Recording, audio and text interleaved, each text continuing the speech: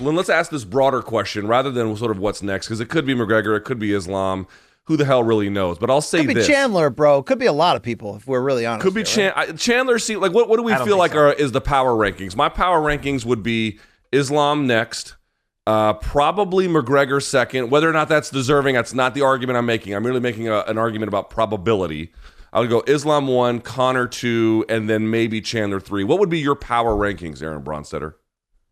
Well, for me, I think it would be Islam, I think, is the definitive number 1. But I have a lot of trouble writing off Beneil Dariush. Like, I think I would put Beneil Dariush at 2. He's got fantastic striking. He's got incredible BJJ. I think from a matchup standpoint, him and Charles would be a great fight. And then number 3, I just don't know if McGregor ever wants to make 55 again. That's the thing that makes me hesitant to look at McGregor as a potential opponent for him. But the way that I would matchmake the division from here is I would do Islam versus Oliveira. I would do Beneil Dariush versus Chandler, and I would do Dustin versus Justin too. That's the way that I would book the division if you gave me the book. Oh, God, yes. Okay, I love a lot of what you're saying there. The Dustin-Justin rematch just got me fired the hell up. But, Aaron, part of you saying that you believe, and look, we all know it could be Conor, as Luke said, but you believe it should be and maybe even could be Islam. I have felt a hesitation from Dana White at every turn publicly to reward Islam, despite having a streak that really in any other division, any other time, he's the next title contender, yet we're seeing him linked to Beneil rumors. And, I don't know why I go to extremes, but I do. And, I'm wondering if this is Dana holding it against Khabib and saying, we're going to hold your boy back and make him jump every fence because this should be you in there right now. I don't tend to believe you agree with that, but I think there's some kernels in there, in that shit pile I just gave you. I think the RDA thing is what soured the UFC on Beneil. He came out, on Islam Makhachev, pardon me. He came out and said, I'll take the fight at 170. I'll take the fight against RDA. And then it never came together. And I think that the UFC, I don't know if they came to him and said, okay, we'll book it, but you're going to be making the same money as you did against Bobby Green. And I have no idea what happened behind the scenes. But what I will say is it seemed like that is what soured everybody on Islam. But I think that they need to get over that. I think that if you're going to book a big event in Abu Dhabi in October, that's the title fight you book. You book Oliveira versus Islam. And like I said, I think it kind of does a disservice to Islam because I don't think Islam has fought anybody who's really had the resistance that Charles Oliveira will give him to this date, to this point in time. Who's his best win? Is it Dan Hooker? And nothing against Dan Hooker, but if you're looking at the very top of that division, there are tiers to the lightweight division, and he has not fought a tier 1 lightweight as of yet. The one thing I would say in contrast to that, though, Aaron, would be you sometimes, I'm not even saying you're wrong per se, but the other way to look at that might be right. But sometimes we go down that Tony Ferguson path, not this one, but the one pre-tripping over the wire, where it's just like, okay, one more, all right, one more, all right, one more, and you kind of get lost in that one moreness rather than being like, look, we got to defend this title. Who's done the best to this point?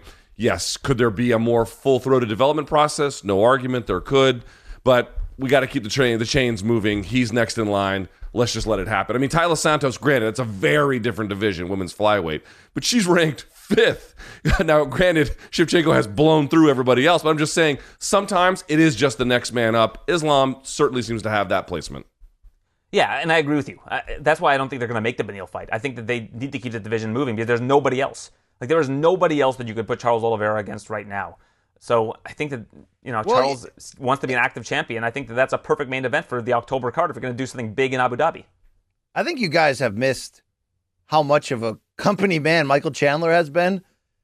You guys, as much as we all agree we would not be surprised if Conor got the call because that's business, under that same silo of thinking, if Chandler gets the rematch, I mean, dude, Chandler cut that pro wrestling promo on McGregor, but the first half of it, he didn't know who, of course, was going to win that main event, was a promo on getting a rematch for the title against the winner of that fight, either one, the last 2 guys he lost to.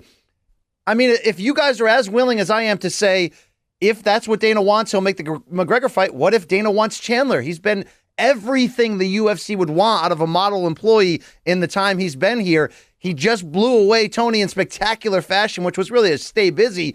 You're telling me they might not want to put in Chandler Oliveira 2 because all you have to do is play that footage of the first round with Chandler dropping and nearly finishing him? I'm telling you, don't overlook that in the war room, bro, okay? I don't know. I don't know how you could do it. I mean, he's 1-1 since losing to Oliveira. It's not like he's on some sort of run.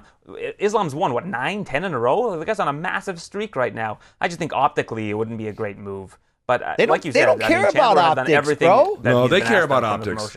They don't care about optics in the ways that sometimes we imagine they would. They don't care about optics in the way that like sometimes we expect. But there are certain ways they don't like being presented, and they don't mind being accused of favoritism, but they do mind being accused of like incompetence or like gross misjudgment. They don't like that at all. And so it's not like giving Chandler would be the title shot would be some crime. But to Bronsteter's point, dude, like there are a lot of deserving guys well ahead of Chandler. Plus, but folks, if Chandler somehow goads McGregor into a fight at 170, we haven't even talked about that. That fight would be fucking incredible and A+ appointment. People want to see Chandler give a spark to something, and that's a spark to something new. Correct, Aaron? Yeah, I would agree with that. And I think we have to look at the facts here with that win. It was such a great highlight. Probably the knockout of the year, or at least I'd say tied with Molly McCann or in the mix with Molly McCann for the knockout of the year. But let's be real. Ferguson hasn't won a round in the previous 3 fights. He's on a 3-fight losing streak, and he won the first round against Chandler. So great knockout and everything, but we have to look at what we have in front of us, and I just don't think that Chandler's back yet. I don't think that he's quite there for the next title shot. And I love Michael Chandler, and I love what he's done to the UFC and how he's shaken up that division. I don't know if they could make that fight. And I think that if you take Chandler and you put him in an exciting fight, like there's that McGregor fight that came up, although it doesn't seem to me like McGregor's going to fight until the end of the year. I personally think that a fight with Dariush is the fight to make. I just think that would be such fireworks. Like that's a can't-miss fight, in my opinion. All right, are you talking about Dariush Chandler? When Poirier's out there, bro, it's got to be Chandler Poirier next. We'll get to Chandler in just a second, but let's wrap up this conversation on Oliveira is as follows. If he comes back and beats Islam, who we widely regard as probably the guy who's going to get it, probably the guy who does deserve it, if he goes in there and let's absolutely steamrolls him, again, we're positing that scenario, where does that put Oliveira on all-time lightweight champions? Because I got to tell you, that streak would be 12 in a row, as you guys all know. If he finishes Islam, that would be just another incredible, feather in his cap. He would have, obviously, getting his belt back. That would have mean he would have made weight. Aaron, give me your sense of things. I know we have these GOAT conversations too early. I'm not trying to have that. But merely, where would it place him? It either puts him at the top or pretty damn close. He'd have the best lightweight resume of all time, hands down. The problem is, if people are trying to assess, like you said, legacy conversations, GOAT conversations, Khabib barely lost a round in his UFC career. He's retired undefeated. That's always going to be a tough mountain to climb if you want to prove that you're the greatest of all time when you have 7-8 losses on your record like Oliveira does, because people are going to look at the entire body of work. But in terms of strength of schedule, I think even right now you can put Oliveira up there with Khabib.